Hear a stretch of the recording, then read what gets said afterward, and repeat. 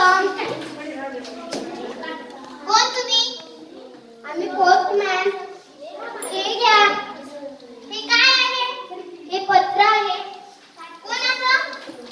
तुमच्या नवऱ्याचं. आम्हाला वाचता येत नाही, तुम्ही वाचून दाखवशाल का? हो. तुमच्या नवऱ्याचं प्रमोशन झाले आहे. काय बाई, माझ्या नवऱ्याचं प्रमोशन झालंय. कोणती मोठी बिमारी झाली की रे देवा देवा.